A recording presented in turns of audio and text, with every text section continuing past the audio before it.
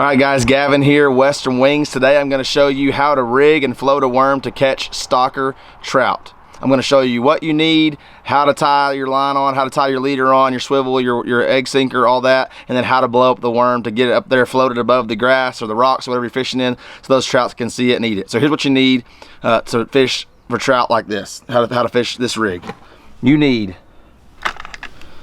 a syringe, a worm blower. It's just a cheap little syringe I bought at Tractor Supply, any kind of farm feed store like that. It's a syringe, just a needle on it, nothing special, just a normal syringe. You can buy a worm blower, they're more expensive. If you lose this, not a big deal. If you lose that, kind of stinks. But you can buy worm blowers at Walmart, Cabela's, places like that, bait shops. So just a basic syringe. Need egg sinkers. I like these 1/4 ounce egg sinkers. I've used 1/8 ounce, but the 1/4 ounce you can just throw them a little bit farther, so I like those. Any kind of egg sinker, bullet sinker will work. You need swivels, size 12 barrel swivel here. It doesn't really matter what size, just as long as it's big enough where your egg sinker won't come over the top. You can use a little bead if you need to make sure that doesn't happen, but that's what we use. Size 10 bait holder hooks. I like the size 10. Again, we're catching stalkers. These aren't huge fish. They're smaller stuff that we catch out in the mountain lakes, and so we like the size 10. And you cannot forget to have a leader. Fluorocarbon seems to work best. That mono that you kind of comes on like a Zebco reel you buy at Walmart. The fish just seem to see that. We've tried to fish with it.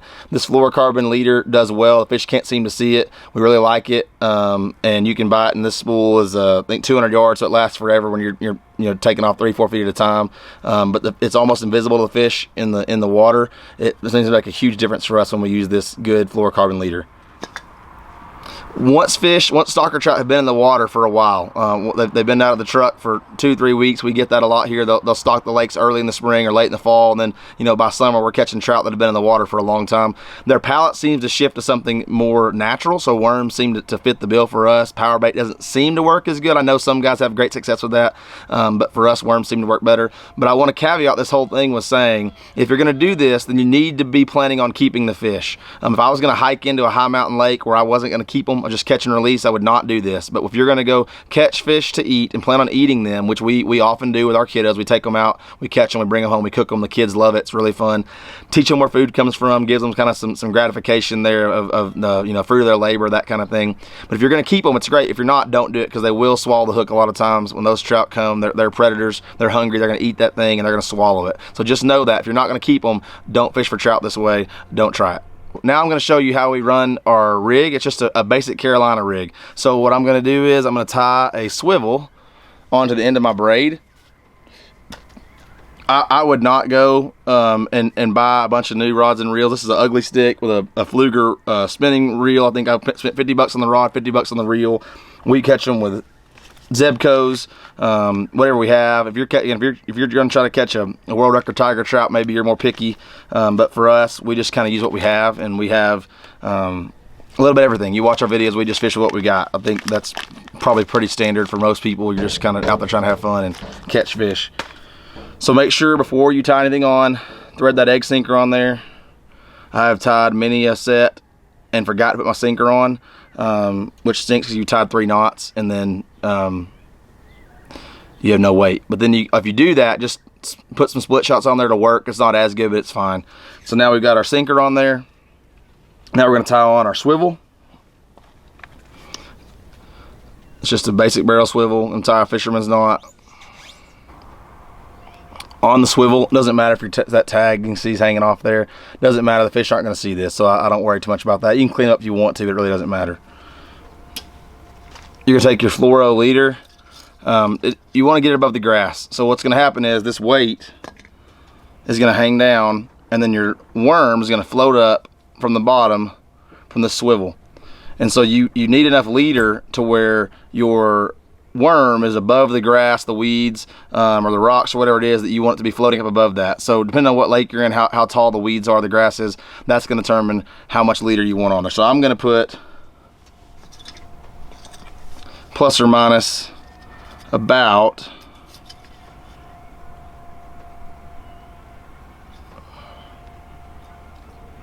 we'll say around 3 feet on there.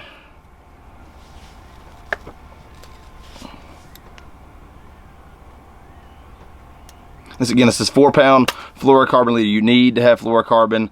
I really think these trout, we've tried it with just tying on with our braid or just mono that comes on just like a kid Zebco, and we don't have near the success. I think this fluor really helps. It's hard for the fish to see. I'm gonna tie another basic fisherman's knot on there to the other end of our barrel swivel.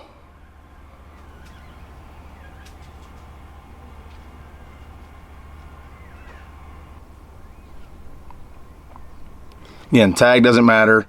Fish aren't gonna see this. Then we'll tie our hook to this end.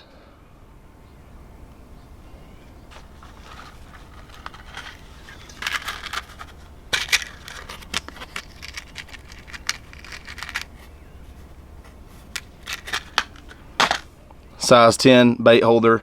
You notice they got a couple little barbs on the back side there, and that just helps keep that worm on there.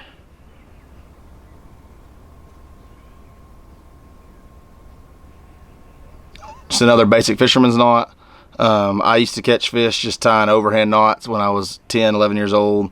Obviously I think these work better. There's a reason the big boys do this, but I have caught them just whatever it takes to get it on there when I was young.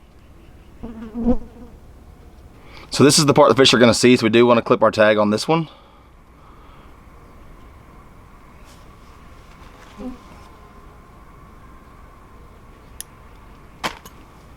Alright, there you go. So that's how we run our Carolina rig. Egg sinker, swivel, about 3 foot a leader, size 10 bait holder. You need bait holder, a bait holder hook. A plain shank would work, but a bait holder is better. It just seems to keep that worm on there when you sling it out. Alright, now I'm going to show you how to blow up the worm. You can buy worms a lot of places. They actually were more expensive at Bass Pro yesterday, or Cabela's, than they were at our local grocery store. So we buy them there at 7-Eleven, wherever we're at, depends on where we're fishing. So you take a worm. It's a night crawler, pretty good sized one. So if you'll see on here, you can find this little kind of brown piece right there. Little brown kind of a section of him right there. And that's going to be the head end of your worm. And that's the end you want. You can see this kind of flatter, lighter colored end. That's the tail. And we want to use the head. So you got to go right here and find that little brown piece. And then I like to take the worm and cut it in about half. If you use this tail end, it will not work. There's other tutorials on there. Maybe I'll link some below. But this end right here, this flatter, lighter colored end does not work. The air will not hold. So you have to use this end with that brown piece, that little brown circle part, the head end of the worm. So just take that dude, put him in half. This other half is pretty much worthless. It's not a, you're trying to use a bobber or something like that, or maybe tip a jig, you can throw it on there, it will not float. Can't use it. So you do need more worms. Yesterday we burned through, I don't remember, a lot. We had 5 little kids fishing and we burnt through some worms. So this end is worthless. You're gonna need more worms than you think. When you hook them, it seems to me to work better if you hook them behind that. So if you hook them on this side, the kind of the tail end of that little brown piece, it seems like it does better for me, and I like to just thread it through there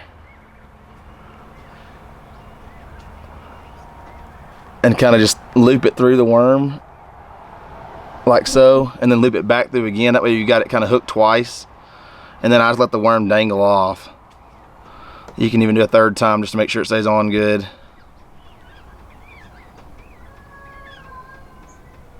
And make sure you hook it all the way through. And then what this will do is it'll block the air that you're going to put in it from coming out. So now you're going to take a syringe. Pretty important here. You can buy worm blowers from Walmart, Cabela's, fishing tackle stores, but just go to Tractor Supply and buy any old syringe, and a needle will work. It's way cheaper. If you lose them, it's not a big deal. It works just as good. So get your air in there, and then you'll want to take it and insert it on this side of the worm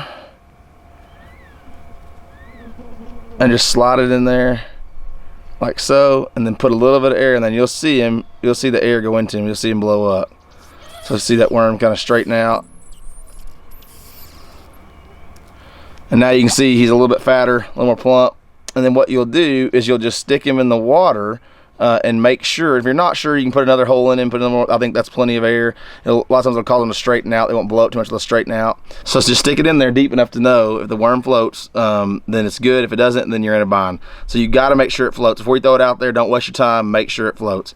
So if your worm looks like that, it's going to straighten out a little bit, show some air in it, then you're probably okay. If it doesn't, and if you stick it in there and all the air comes leaking out and it looks just like a limp normal worm, then it's not going to work. You want to make sure that thing floats, check the water, make sure it'll go. And that's all there is to it. When you take this out there now, this worm is going to float up above the water about 3 feet, however long your leader is. The trout can see that, makes a nice presentation. That's a good natural bait, natural food, and they're going to come in, they're going to come get it, and you and your family will have a lot of fun catching a lot of fish. Hope this video was helpful. I hope that you will go out and catch more trout with you and your family this summer. I wouldn't go buy new poles. Don't go get crazy with spending a bunch of money. We just kind of fish with what we have. We've caught them on Zebcos. The spinning reels do seem to be able to throw the line a lot farther, so you can get kind of away from the bank, so we like those for that. But we've caught them on Zebcos, we've caught them on the little Snoopy poles. I wouldn't stress out about it. Don't go break the bank, go have fun, catch some fish, hang out with your family, spend time in the outdoors. Thanks for watching.